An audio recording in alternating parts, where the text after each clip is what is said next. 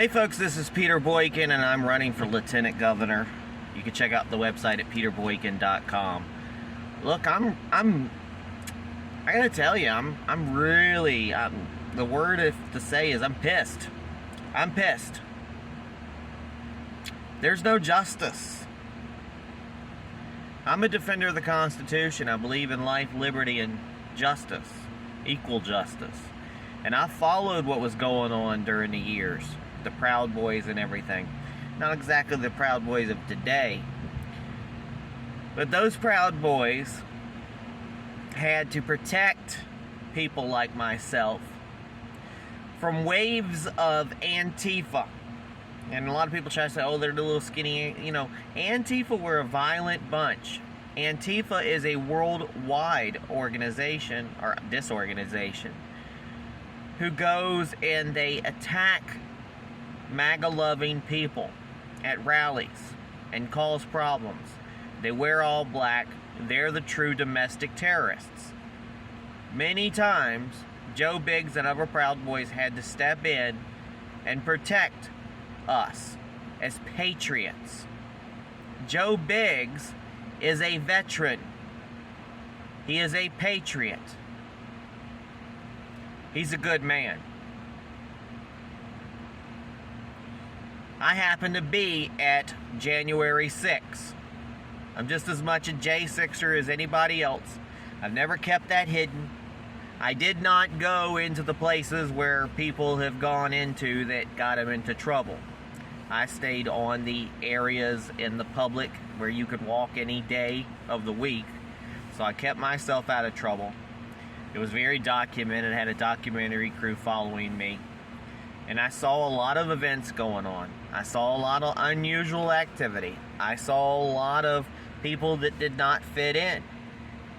I also saw from a distance, when I walked around to the part of the Capitol building where that faces the Supreme Court, I saw that from a distance. I could see from my camera and video that I saw Joe Biggs, because I know Joe Biggs beforehand. We had rallied together. He had protected people like myself.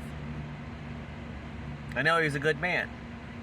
And I saw him standing peacefully on the steps of the Capitol building, waiting to do the rally that they were supposed to have, the Stop the Steal rally. Not the Donald Trump rally that they had down the street, which, to note, those individuals aren't the ones that were up there at the Capitol. The Capitol was busy.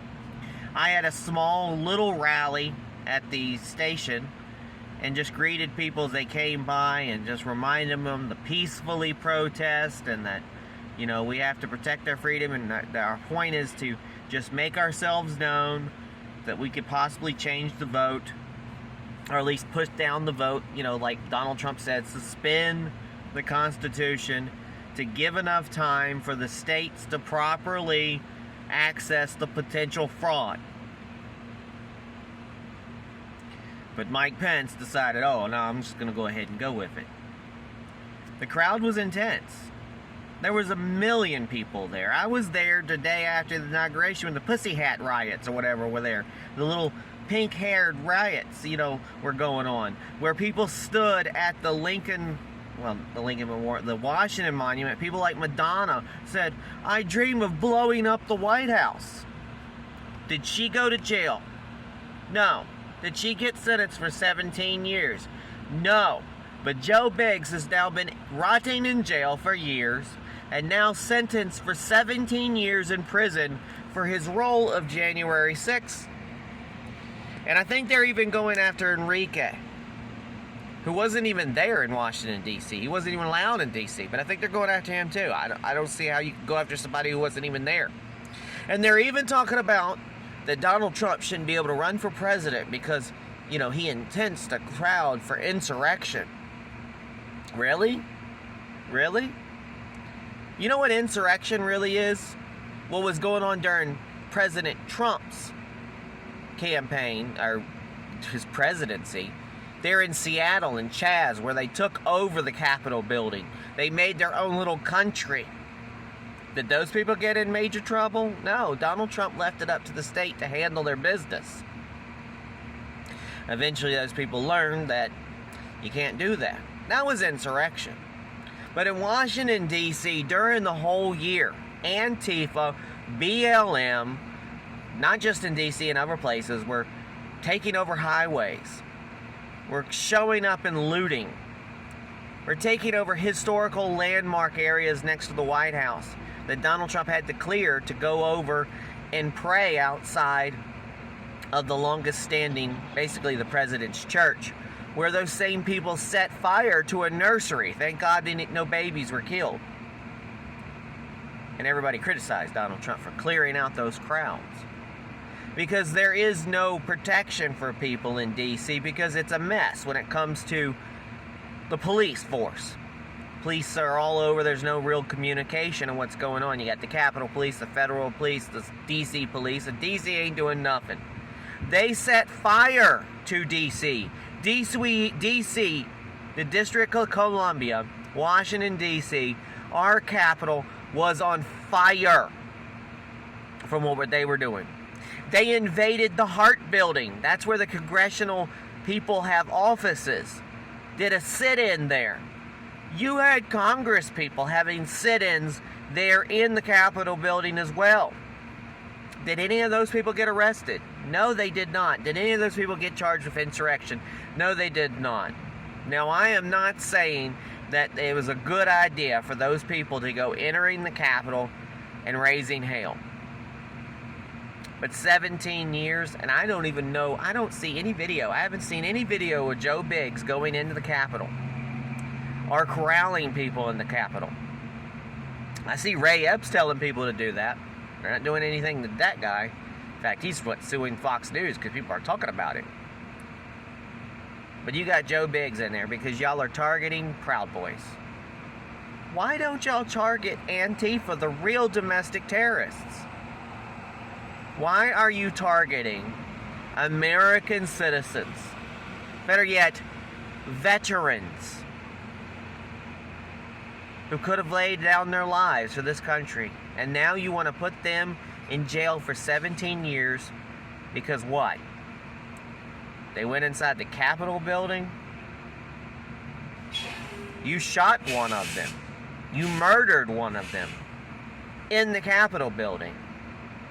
The police force trampled people. Roseanne Boylan was trampled to death while she had a "Don't Tread on Me" sign. And she suffocated and died. Philip Anderson almost died. It was holding her hand when she died. And there's an individual who pulled Philip out and many people. And they have him thrown away and they want to lock away the key. They even did this to Brandon Strzok, who didn't even go inside.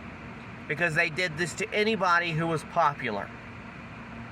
It's a tragedy and a travesty of justice. When they say no justice, no peace, they mean it. Because what are we doing? Where is the real rule of law? It's bad enough that they have convicted, 4 times, 5 times, 6 times, multiple times Donald Trump over small little stupid trivial matters about the campaign. It's bad enough they stole the campaign, but now they're throwing people away for questioning it. What kind of banana republic are we living in under Joe Biden? It can't happen. It can't continue like this. And I'm not like people who want to call civil war. No, we've got to work together. I'm an engagement manager, and that's my position in the future, that if I get in this position of lieutenant governor, I'll do the best I can to free our January 6th prisoners, our political prisoners, and to work with others, even Democrats or so, to try to heal America and try to fix election integrity and stop fraud in the future so we don't handle this again. My name is Peter Boykin. We the people means all the people. God bless. PeterBoykin.com. Please have peace.